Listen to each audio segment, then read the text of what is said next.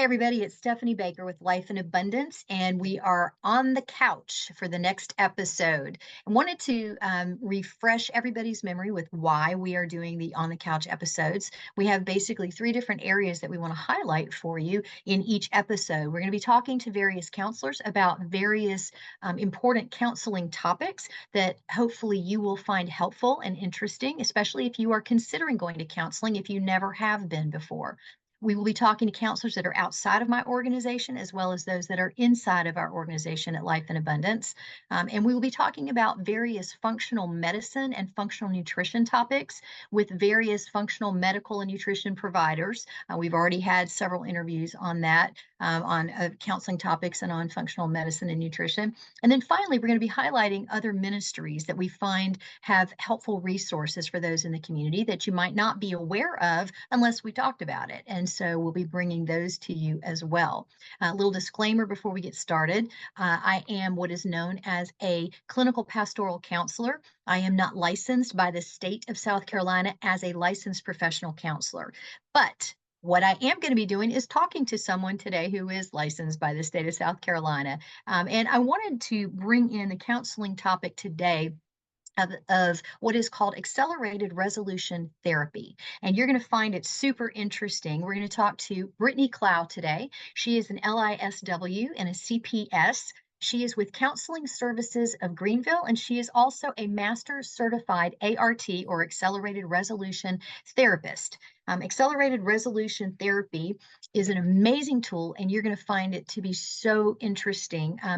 You're going to sort of think a little bit of EMDR, and I'm going to get Brittney to talk to us about the differences between those in our discussion today. And without further ado, I am going to turn this over to Brittney. Brittney, hello and welcome. We're so glad to have you.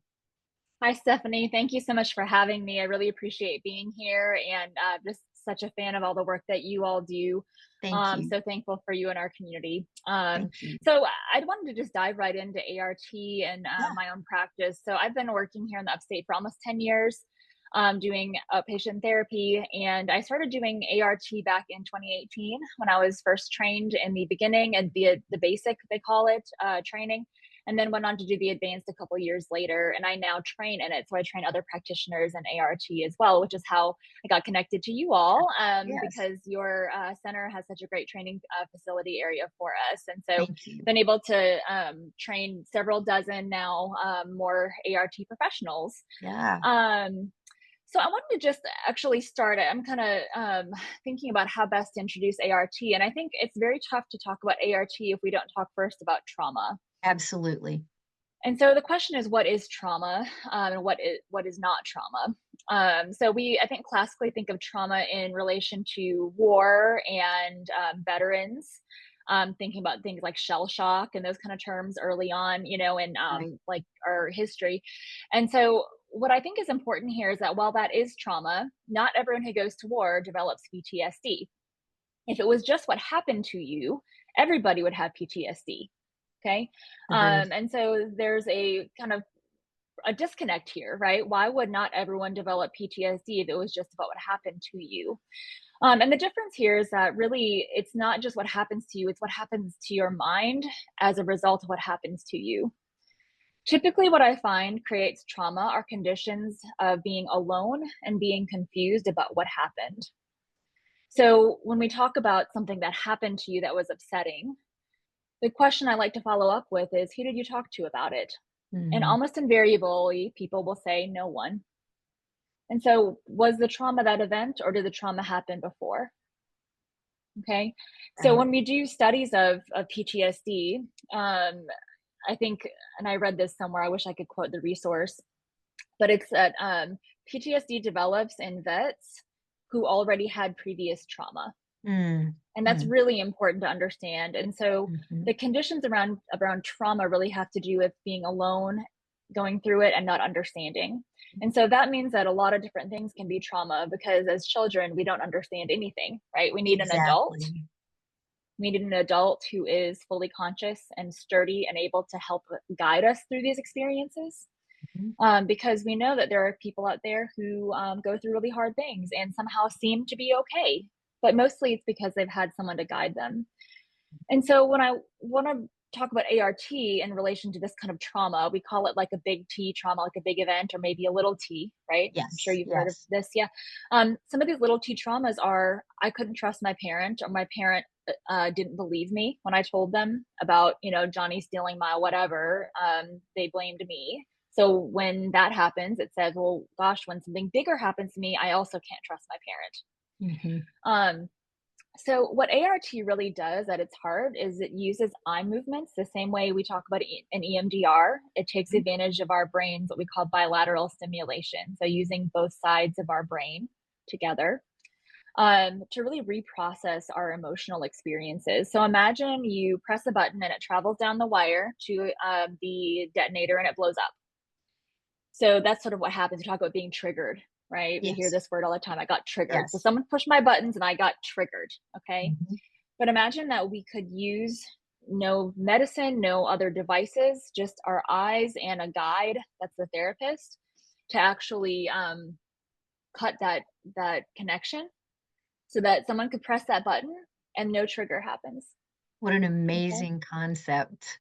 Yeah, that you could stay present in your body. You could stay calm in your body and say, well, that makes sense that it might have triggered me in the past, but this thing happened in the past. It's not happening to me anymore. Right. And that's really the beauty of ART. It allows us to experience and sort of be exposed to our trauma in our minds, Mhm. which, by the way, is really the beauty of ART. You don't have to talk about it. I 'Cause I love know with that. people. Yeah, I love that because the client is Mhm. not being re-traumatized by every grisly, gruesome detail of whatever Yes. the traumatic event was. Yes, and So, people don't want to engage in therapy sometimes because they think, "I don't wanna have to spend 6 months getting to know this therapist enough to open up about it and then make right. them relive it with me, and what if we don't get it done talking about it in an hour, and then I go home and I'm all upset for the next 2 weeks?" This is Right. real stuff that happens to people, right? Right, right. Well, it's the thing that keeps them from reaching out, and I think a lot of Yes. people, as I've said once before in an episode, a lot of people sort of carry this, "If I go there, I might not be able to stop. This might Yes. not be able to stop," and it's so overwhelming to them. What would you Yes. say to that Mhm. person who knows deep inside they really need to talk to somebody, but they're Mhm. afraid that once they open the floodgate, it's not gonna stop? What would you Mhm. say to them? Yeah, that's such a great point. I think with ART, what I would say to them is that an ART session is where you are being guided by your therapist to really process these specific incidences. And it never doesn't resolve. That I we are love able to that. resolve a session in that time period because Mhm, there's a guide, it's a procedure. mhm, If you follow the procedure, it will happen every time. mhm. There are a couple experiences where it hasn't, and that has a lot to do with client motivation. Like they weren't really ready to go there or weren't really Right. wanting to. And there are a lot of reasons why people aren't ready, right? We get that and we honor that. But really, what it does is you use those eye movements and they really trigger brainwave changes Mhm, in your brain mhm, that mhm. are really associated with parasympathetic responses. So, when we talk medically, these big terms, what we're talking about is your sympathetic response is like increased heart rate, increased respiration, sweating. All these responses our body has in order to kind of manage the stress. Mhm. And so triggering parasympathetic is the calm down, right? So eye movements are known to trigger slower heart rate, body temperature changes, so cooling, respiration lowering. So the eye movements just in and of themselves already bring about some of these changes. So when we typically do therapy, we think, okay, I just need to think differently about it. And then Right. it'll create a new feeling. Gosh, with Mhm. ART, we actually create the new feeling. It's awesome. Mhm. I have experienced ART a long, long time ago, Mhm. but, not recently. Mhm. Let me ask you, if you can, Mhm. define the differences that you see between ART and EMDR. We've had an episode on EMDR, Yeah, so let's not great. assume that everybody watching this understands what EMDR is because they may have missed that episode. Yeah, well, I do think my disclaimer on EMDR is that I'm not EMDR trained myself. And it varies by practitioner and Yeah. who trained them and some of those things. Typically, what I think is the biggest difference between the two is that ART is very targeted to specific scenes or experiences. Um, and and your therapist can help you kind of retrieve some of those images or the right thing to address if you don't know the right scene. It might not be so simple as, yes, I had a car accident. That's why I'm afraid to drive, right? Sometimes there are things that are difficult to find, but EMDR tends to be like a bigger experience. It tends to be like maybe 8 sessions or 13 sessions. Right. It can be very free associative, which means that the client sort of leads with what they're seeing, and it sometimes leaves open-ended trauma by the time that hour is over, where the clinician has to have you box it up or put a pause on it rather than actually targeting and completely dismantling and addressing the issue within one session. Mhm. It's also a little bit more cognitive, like we're trying to change cognitions in EMDR, where in ART, we expect the cognitions, the thinking, right? You're thinking about it to Mhm. change naturally as a result of the Mhm. change in your feeling in your body. Okay. So it is a little bit, I think, more, it's newer than EMDR. It doesn't mean it isn't also evidence based and fully researched, right? But it is a little bit newer. I think it's a little bit more targeted.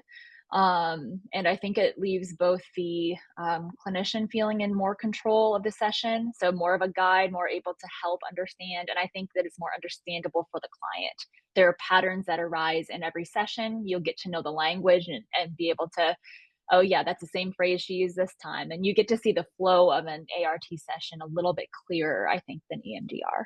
Gotcha. Can we go back to something you mentioned about bilateral stimulation earlier? We Mm-hmm. were Sure. talking about invoking the parasympathetic nervous system response. I'm curious, Mm-hmm. do you tie that into, and I may be way off on this, I'm just curious, the You're okay. vagus nerve response? The You vagus know, nerve I response? don't yeah, I can't really speak to that because it's just a different thing. I haven't had the amazing training out there, I'm sure, for polyvagal responses and these different things. Really what we understand it to be is that it triggers, I think they're theta waves in the brain, so a little bit Gotcha. almost more related to, like REM sleep in some ways. So it's not quite the Right. same brainwave, but it's very similar. This is Gotcha. why when people say like, "Hey, you should just sleep on it," and sometimes you do and you wake up and you feel better, I think there's a huge tie-in to ART and REM sleep because um, ART really uses a lot of dream language, a lot of Mhm. metaphorical language. It's a Gotcha. language that our brain really understands, even if we don't cognitively understand. Right. So, yeah, there's just a processing that happens that sharpens our memory and it actually taxes our working memory, which is known to decrease an emotional response. Gotcha. Mhm. Is this effective with children? And if so, at what age might that start? Mhm. That's a great question. So, what's difficult is that research with children is really difficult. It's extremely costly and has a million ethical concerns, obviously. Right. So, the bulk of the research on ART is with adults. And so, I always, when I have worked with children or people under 18, I really specify and make sure I have consent and the understanding that while I can tell you from my experience that this works fine with children, it is not research backed the same way that adults are at this Gotcha. stage in its development. But I have absolutely used it with children myself personally. And what we do is a shortened version. They do less of a set of eye movements. It's a little bit more just talking and a little bit more imaginative, but they Right. get it so much faster than adults, even because their little brains are already geared toward dream language, right? They're already in that zone. And Right. it's beautiful what they can do with ART, just even in a not, I mean, it can take 10 minutes. It's crazy how just effective it can be with kids. I think the youngest I would do a full session with. It varies based on maturity, of course. Mhm. But I would say probably by 10, you could do a full typical Okay. session like you would for an Okay. adult. I've done sort of little like short eye movement based things for Mhm. kids, especially if they get dysregulated in the session or if they kind of clam up or freeze. Yep. Very, very helpful for those experiences with kids. Okay. Mhm. Okay. Um, have you done ART with first responders? I have, and it's Okay. phenomenal Okay. because they already see it in their mind. And if you can hold a thought and hold that image, you can do ART with it. I have done sessions where I don't know the content of what happened. I may sort of know it's a trauma or a first response scene, but I don't know what they saw. And I don't need Mhm. to know for it to be Right. effective. Right. Yeah. Which I think is the Mhm. beautiful it's a beautiful thing because it's not I Mhm. don't think it's as threatening Right. to the client, right? Which that in and of itself is gonna help hopefully create an environment where they're already a little less stressed out coming in for Yes. that. Anything to reduce your stress level coming in for trauma therapy is Yeah, ideal, right? absolutely. Mhm, Um, mhm, do you ever stop is there ever a need to stop and do grounding in the midst of mhm. an ART session? Oh, that's an awesome question. So I would say I have never had to do that, partly because the eye movements themselves do that Oh, work. mhm, And okay, so when a client is, we call it being exposed to the scene. So when they are viewing their scene in their mind, it's going to elicit some of those big, strong emotions, which is good. We want them to come out because if we suppress them, then we're not moving anything, right? It's like right, cleaning out your closet. You can't clean out your closet if you don't take it all out, right? right. So we're letting them get exposed to the scene and it may bring up some of that sympathetic response. Then Mhm, we pause and are able to shift into bringing that sensation down, just focusing on the body sensations. And so it's already grounding in and of itself. It's mhm, used even when we have clients who have what they call an ab reaction or a big, strong negative reaction. mhm. The eye movements are incredible at just bringing someone back down to present because they're so calming to the system. It's just phenomenal to watch. And it really, for me as a clinician, and this I want to speak to any other clinicians out there listening, it gives such confidence because I know that even if a client is dealing with something big, I'm not afraid to tackle it with them. It lets me be more present to a client and not be like, oh gosh, what if they do this and I don't know what to say? I don't Right. have to be afraid of that because I know that the eye movements will bring them down to a place where they feel comfortable and can move forward. Love it. Yeah, love it. Yeah. Um, so when you are working with somebody, in ART, I know Mhm. you can't answer this for everybody because everybody's different. Tell me again the average number of sessions. I know we talked about EMDR average number of sessions could be, anywhere 6 to 12 or 13. Is it the Mhm. same for ART? It's actually different, I would say, Okay. because I think when you're doing EMDR, it tends to be a bigger, like core belief set. It's like a whole person's whole, Mhm. almost like personality or coping traits. Mhm. With ART, it can be a single session for a single event. It might Wow. be, it might be like 3 sessions. I worked with a client who had complex trauma from, let's see, I want to say it was like 3 different typical locations for maybe 6 plus years, and Wow. we completed her trauma therapy for that issue in 3 sessions. Wow. Wow. I love Yeah. that because of the lack of, you know, repeated sessions that the person has to Yes. pay for. I mean, Yes. it's Missing work, expensive. taking time Right. off. Yes, Exactly, absolutely. exactly. And I think it's sort of like for me, I don't want a client to suffer, right? We don't want people to Right. suffer. And if you Exactly. have this skill that can help them not suffer anymore, you want to use it as fast as possible. Um, Absolutely. I will say that I do pepper it in sometimes with my other, clients with other needs, right? Maybe their Yes. communication issues or longer Yes. term issues that are going on that I'm helping them with. And I may use ART here and there as needed. So it kind of depends. But I would say per issue, 3 sessions, 3 to 5, maybe depending on. But typically I would say 1 to 3. Okay. And this may Mhm. sound like a silly question, but I know somebody out Not there at is going to all. wonder, are you Yeah. ever able to do ART online Oh, and that's via such telehealth? perfect question. I have done it a handful of times under very supervised circumstances. And what I mean is that if you were to open up and expose someone to their negative scene and they are very upset and you lost power, Oh, or something got bumped, or we have, as we had some internet glitches earlier. I mean, that can be very dangerous. So yeah. I don't like to do it alone, and I would like to have I would do it with somebody who's already done ART in office with me Yeah. before. So a little bit more comfortable with the process. I have done it where the client is with a trusted, maybe their partner or a parent who's doing the eye movements for them, and then I just do the talking part because I could even do that on the phone if I had to. But I know that they Right. have someone there doing it with them, and I teach them how to do the eye movements with the client. I have also done it in a pinch with someone who, again, had done it in session quite a bit with me, Right. and they had like a website that did the eye movement things, and Mhm. I had specific, clear instructions, and we had a good, long-standing contract that I knew she would follow through. How Yeah. to come down out of something really upsetting? What is the protocol for that if we were to get disconnected? Right. So it's very specific. I would say that it can be done, but I would not Right. suggest Not starting first that choice. way. Yeah. Not Not first first choice. You choice. need the baseline. Um, yeah, and I think so much of it for me anyway is I have to watch the client. I watch their whole body. Mhm. And the cool thing with ART is some of the clients have said, like, it feels like you're reading my mind. I'm not, I'm reading their body language because I can see it because I'm not in my Right, head. Like, what do I say next? How do I respond to this? I am right. just present with my client, just present with them during it. And it's a gift to be able to do this with my Love clients. that. Well, and the cool Yeah. thing too about that is our body actually, this isn't the cool part. Our body holds Mm. trauma. And Yes, so it the does. fact that you're able to see that Hmm. is that's the cool part. And that can, Yes. I'm guessing, lead you to the next step in the facilitation process. So Well, that's a great point. You can see people's clenched jaw. You can see their shoulders up in their ears, and they feel so seen when you say, "Hey, I noticed you're holding tension here." And people will say, "I didn't even know. I've been holding this. I've been like this forever." yeah. And so ART specifically works on the way our body holds on to trauma. And so imagine seeing your trauma in your mind with your body being calm. It just changes the way that we remember, okay? Because and I wanna mention this too, this is how memory works. We don't always know this, or we think that memory is like a book in a library, right? You go put it back in there, and when you wanna look at it, you Mhm. pull it back out and read it and put it back in, and it's exactly the same every time. But memory is actually a little bit more like a Word document.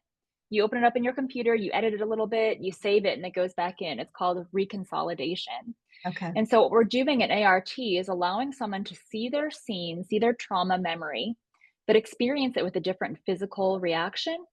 And that is what saves in like, the library, Right. so to speak. In So the when they pull it archives. back out, yeah, in the archives, when they pull it back out, they don't feel the same way as it originally happened. They are going to feel the same way they had it the last time through ART, which is a calm body response.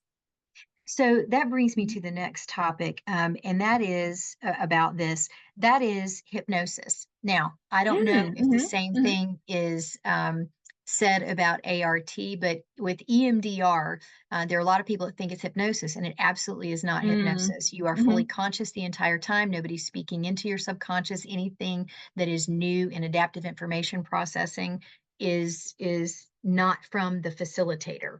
And Right. so speak to that if you would. Is ART any form of hypnosis? That's a great question. It is not. It is not. Right. What I love about it is that the client, is fully conscious during the Mhm. session. There is nothing that goes on that you are not aware of, or you can always stop or say, "Hold on a second, I have a question." Mhm. It doesn't break anything. It's fine, and in fact, I encourage it. People will have different things come up and say, "Wait, I want to understand this," or like, "Hey, I had this new scene pop up," and we are able to be responsive to that. It Mhm. is not hypnosis, although it does create that calm body response. Mhm. So there's nothing being planted in your mind that you didn't want there. In Right. fact, it's impossible to do that. We can have you reconsolidate a positive image, which is what Mhm. people want, but it's voluntary, right? There's nothing you're going to see that you didn't want to see. And what's really great, I think, is that you're not going to ever lose anything you don't want to lose. So, for instance, we understand trauma differently, right? So, let's say grandma's death was upsetting for a certain reason, maybe how your sister acted at the funeral, but Mhm. grandma's death wasn't in itself traumatic. So, you're not going to lose your last moments with grandma if you do this scene, Right. if you do this session, because you're not going to be able to lose anything you don't want to lose. But Right. what does happen is it actually allows for stronger positive memories because the trauma or the thing we're trying to avoid is no longer present. Love that. So again, to anybody that's listening and considering this, this is not about getting rid of memories. This is No, about separating the emotional distress from the original traumatic incident. Would that be that's an right. accurate statement? Okay. Yes, and thank you for clarifying that. We don't have the science yet to get rid of memories, Right. and we, think about how memory does impact our personality and who we Yes. see ourselves, our identity, right?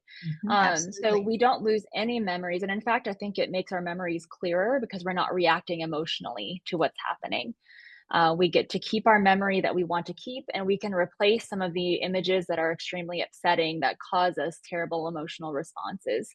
So, yes, we cannot remove memories in ART. So I know that we've sort of, for the interest of time, we've sort of lumped trauma as one just big topic. I'm curious Mhm. to know, though, if there are specific instances where you would say ART is more the thing that you would go to, certain types of trauma that you see it be extremely effective with. Yeah, that's a great question too. I think, you know, incidences, like a specific thing that hey, because of this event, that's how I view the world now.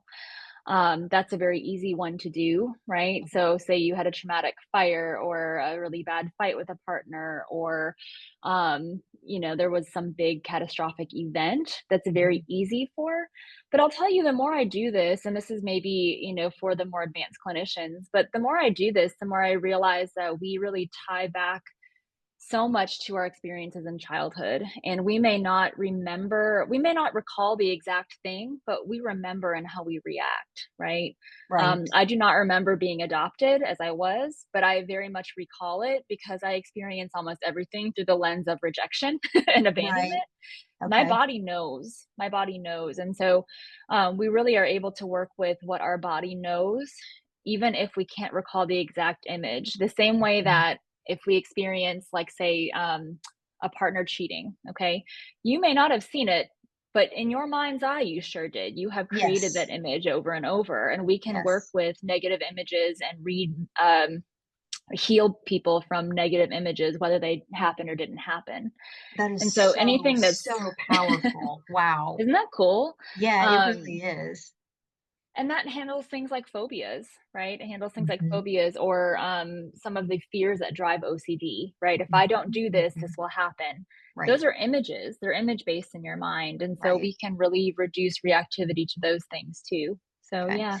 So, Mhm. and I know I need to bring us to a close here, but Mhm. there's a also a belief that EMDR, for example, is Mhm. flooding. It's nothing more than flooding. It's not that, but is there the Mhm. same question about ART? This is flooding. Mhm. So ART was designed to avoid flooding, and what we do is keep our bilateral eye movements to a certain number. And so we keep it to a number that provides the most emotional response without flooding. And sometimes that we get it wrong, or sometimes each individual person's different. So if that Right. happens, we just spend some time reducing the emotional response to it, and then adjust in the next time we, expose them to the scene. Sometimes people need a shorter exposure. So we are not doing any kind of flooding if we can help it, because again, we are healing from that. People get flooded anyway. We get triggered, or Right. whatever term we want to use, Right. we get triggered and we are flooded. I know relational life therapy calls it whooshing, getting whooshed by a big feeling, right? Which I think is really a great way to put it too. Any of these terms, like we're getting overwhelmed by a negative emotion that we can't Mhm. cope with, Mhm. or that we couldn't cope with as children. And so, what we're doing is actually the opposite of flooding. We are teaching our bodies how to cope with and that we can tolerate a difficult thing when we previously believed we couldn't. Awesome. I love Yeah. how you summed that up. It is the opposite. I love that. That's great. Yeah. Is there anything Thank that you. you would want somebody who's considering, maybe their therapist has recommended ART and they're scared? Is there anything you'd want to say to them as they're Mhm. considering whether or not to pursue it? Yeah. Um, Actually, I would say, and this is maybe a humble therapist moment, but I have absolutely had talk therapy sessions that were not very effective. Maybe I was not super We've all been present, there. or yeah, or we've, like, got off on a tangent or something. We've had talk therapy sessions that are not effective. At its worst, ART just wouldn't be effective. It cannot hurt you, it cannot Right. harm you. And so if it were not effective, it just wouldn't be effective. And we've had those sessions before, so we might as well try it. Um, What I love about that is not dealing with it is not yeah, effective either, right? right. Right? So, and Yeah, I tell clients it's an investment in yourself. It's not an yes. investment in the counselor, it's an investment in you, right? That's right. Um, Which I is love hard for I love people to that. do, right? That Yes, goes back to all yes, sorts of worth issues, but if you're in right, the door, you might as well try it, and, right, the worst thing that could happen is nothing, and the best thing that could happen is it might change your life. right, is everything, Yeah. right? Yes. So, Yeah. Brittany, if somebody wants to pursue counseling with you or ART Mhm, with you, mhm. what bet is the best way for them to reach you? Yeah, so, the best way to reach me is through our website. It's www.counselingservicesofgreenville.com. Okay. So I am one option. However, I do want to really let you know that there are lots of other therapists in the area who are amazing at ART, lots of them. And maybe the easiest way to find them would be to go to the ART website, which is Okay. Art Works Now, artworksnow.com. And you can search, there's a directory of therapists, Okay. for other area therapists here who do ART. You can also send me a message and I can help you connect to one that maybe takes your insurance or works with the hours that you need or doesn't have a long wait list like I have, because I think waiting for care Yeah. is not ethical. So if I have a long Right. wait list, I might say I'm going to send you to somebody who I know will do a great job for you. That's great. That's awesome. Mhm. Just for everybody's information, your Mhm. normal client hours are what? Mhm. Typically 9 to 4. I have little ones, so I don't like to work in the evenings. It makes us all cranky and sad. And so, right now I'm working 9 to 4 Monday through Friday. Okay. And like I said, we are doing some consults with other area therapists. Happy to help because I know there are other therapists who do have different hours as well. Like my colleague here does ART and does wonderful work. So I have lots of people I can recommend who do incredible things with ART as well. Wonderful, wonderful. Mhm.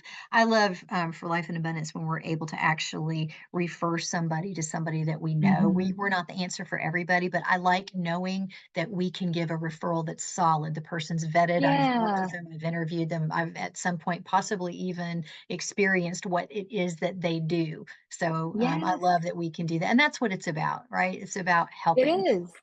It So is, and it may not be us, right? We're not the yeah, only ones in the right. client's life. Yeah. Right, right. Mhm. This has been awesome. Thank you so much for taking time out of your busy schedule to be with us. I know you probably need to get going, and so we're going to bring it to a close. But thank you. We really enjoy having you here as part of our podcast. Will you come back another time? I would absolutely love to. This has been an honor. Thank you so much for all you do, and thanks for having me. You're welcome. Thank you.